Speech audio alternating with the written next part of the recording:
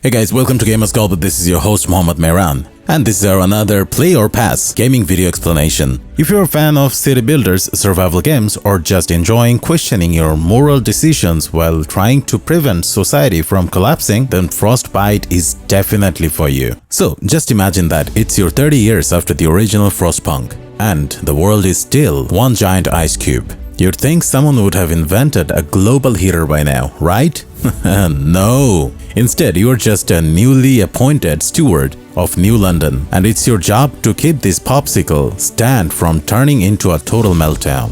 Changing in Frostpunk 2 is a shift from micromanaging tiny buildings to overseeing massive districts. It's like going from playing with Lego blocks to managing SimCity on steroid. You lay out entire neighborhoods, industrial zones, and food districts. But be careful where you place things. Put the industrial district next to the housing area, and your citizens might start complaining about the lovely aroma of coal fumes into their living rooms. Before you can expand your frost empire, you will need to do some serious frost breaking. And no, it's not a new dance move, though it should be. Frost breaking is all about clearing the icy terrain to make it suitable for buildings. It adds a whole new layer of strategy. You can't just plop down a district wherever you like. You have to plan ahead, kind of like Tetris, but with more existential dread. You've got your coal, wood, food, and goods to manage. Keeping these in balance is like juggling snowball while you are riding a unicycle on ice. Easy, right?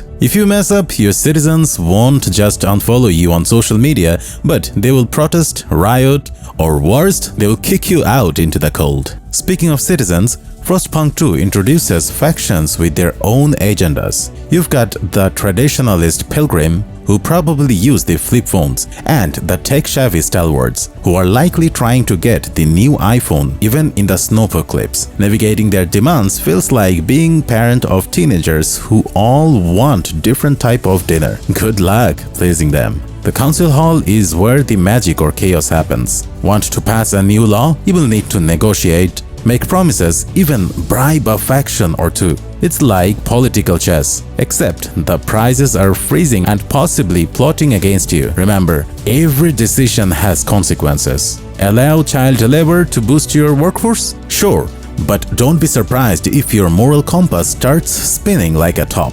Hold up guys, if you're enjoying this video so far, why don't you subscribe to my channel and hit that like button? Or maybe if you want to support my channel, you can buy me a coffee.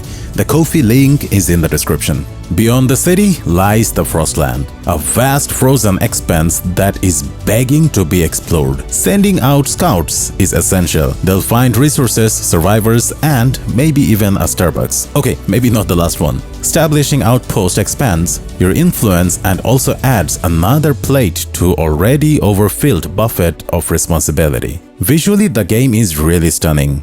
The snow never looked so good and so threatening. The attention to the details is incredible. From the way of wind howls through the ruins to the flickering lights of the overclocked generator, it's immersive enough that I had to check my thermostat to make sure my house wasn't actually freezing. The sound design is on point too. The haunting music sets the mood perfectly. It's like the game is constantly reminding you, winter is not just coming, it's here to stay. And the ambient sounds, cracking of ice, distant machinery, murmuring crowds adds a layer of atmosphere. Just don't play it at night unless you want to get a frostbite nightmare. Now let's address the snow elephant in the room.